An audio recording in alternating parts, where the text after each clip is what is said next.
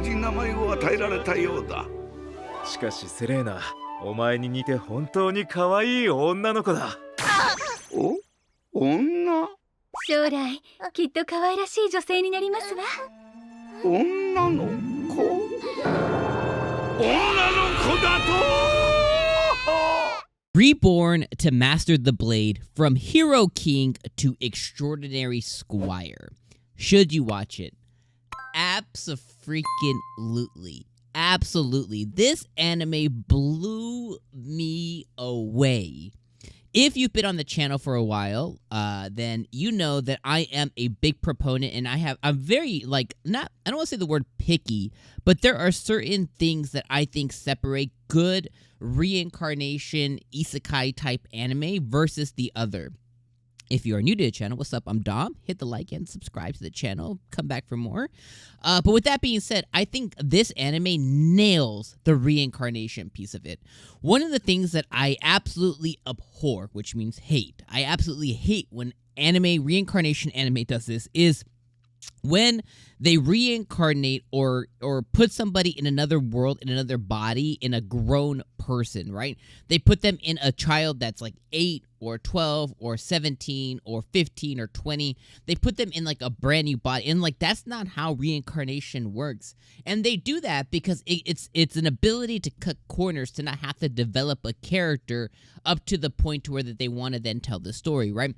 It's much harder to tell the story about somebody actually being reincarnated into another world, being born into another world, and then having to have them level up to 15 years old or 17 or 20 or 12 to then start your story, right? So it's a way to cut corners when it comes to writing and when it comes to storytelling. And I think it's always a cheap thing that anime does. Well, with Reborn to Master the Blade, they do the exact thing that I love, that separates really good Isekai reincarnation type anime.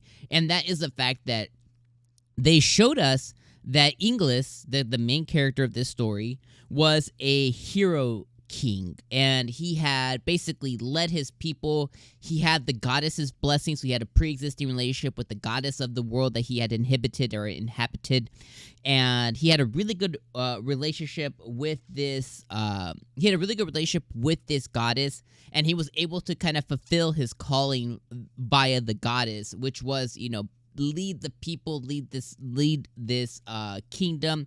He was able to create a kingdom and, basically get the love of all of his people, so much so that, on his deathbed, he was surrounded by everybody in the kingdom just saying that, hey, don't leave us, like how important he was to establish this kingdom. So the goddess ends up meeting him, which I think was a beautiful storytelling. The goddess ends up meeting him on his deathbed, and, he thanks her, and he's like, thank you for showing this old man one more time, your beautiful face, whatever.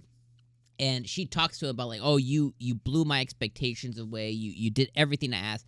What can I do for you? And he's like, nothing, nothing. I led a beautiful life. There's nothing that you could do for me. And she was like, I will do something. He's like, well, if I could be selfish, he's like, I would love to be reborn again.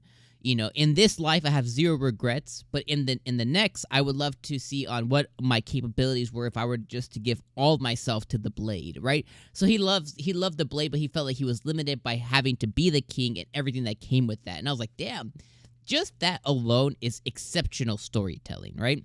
So then he's reborn into this world, and that's where we start off with. And I think like this anime has a lot of subtle hints or like subtle drops of comedy, and it does it in such an intricate and well-written way, right? Like, he's reborn into this world and like, oh, beautiful baby girl. He sees himself in this mirror. He's like, ugh. Like he basically, like, his soul leaves his body. The fact that he was born into a young girl, right? And you have him being reborn as a baby and him dealing with the fact that he now is a baby, so he cannot speak or anything. So I found that incredibly hilarious. And they showed us, in this one episode, they showed us very quickly, but regardless, they showed us, a good portion of him just dealing with being a baby. And I was like, that's exactly what you want to see from storytelling. That's what separates like really great stories and just like okay everyday isekai type stories. I was like, that is so good.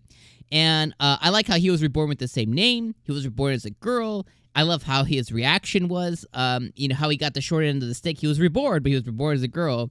You know, the good thing was, you know, he quickly found out that he still had the goddess's gift, which was basically to use magic around him. In this world, they call it the ether or aether. It's either ether or aether. The A might be silent. And he learns that there is different beasts, and there are strong similarities to this world versus the world he came from. But one thing we did find out later on during the episode was that, you know, people are really ignorant of magic and ether and stuff like that. So he's going to have to kind of establish a lot of things. But, you know, I love how he constantly was judging all the different situations. I love how he was trying to go and attack the beast that we're attacking, but he was a baby. I love how the dragon ended up attacking, you know, him and his family. And he had to save the day by using an aether blast attack, which sucked out all of his energy. I thought that was absolutely hilarious. Then the episode moved on to the next piece, and he's suddenly like 5 years old.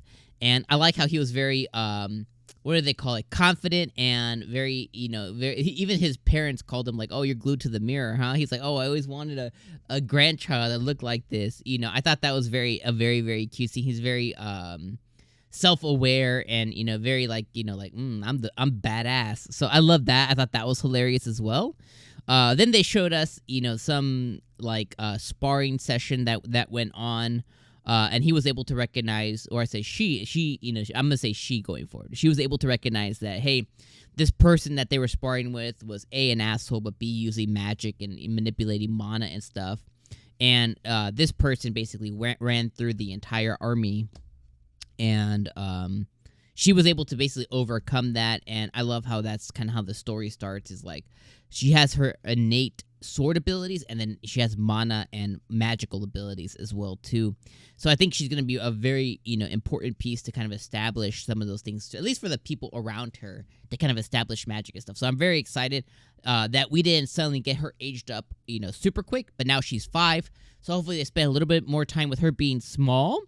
And then we move on to the next piece as well. So I really think you should watch this. I think this blew me away. I'm going to watch it all season long. I'm going to cover each episode right here on the channel. You know, this is a should you watch video, but I will then follow this up with an episode 2 review, episode 3. I'm watching this anime. I loved it, and I thought it was absolutely incredible. Reasons to not watch this. So if you just have too much on your plate, then you might not watch this. If you don't like isekai or reincarnated anime, you may not like this. And if you don't like OP characters, which I think she is going to be an OP character, and she's definitely going to be wowing every character around her throughout the season. If you do not like that, and it's okay if you don't like that, then I think you don't watch it. You know, I would say those are the reasons you don't watch it. But otherwise, I think this is like a cut above even some of the other really good anime we've gotten so far this season. I think the so far the anime that have blown me away this season so far has been Reborn to Master Blade, and then the other one that really blew me away this season, which I was not expecting, was the Magical Revolution of the Reincarnated Princess. Very similar anime. And I love that my 2 favorite anime, and I know it sounds dumb, and I know what I'm going to say sounds dumb and silly, but I love that the 2 that really blew me away are starring female characters. It's a nice change of pace for me. You know, for me personally, I think it's a nice change of pace. I love when we get really good anime like Licorice Recoil, or like, you know, like now these 2 anime here, where you have a really cool female protagonist, right? Like Bofuri's gonna launch in a couple of days too. I love Bofuri so much. So I love when we get really good anime that is not your standard, you know, Kirito clone. So I love that. All right, let me know what you guys thought about this episode down in the comments below. If you watched it, let me know if this is gonna be on your list to watch every week or not. And I'll see you guys next week for episode 2. This one's on my list. Let's go. Peace.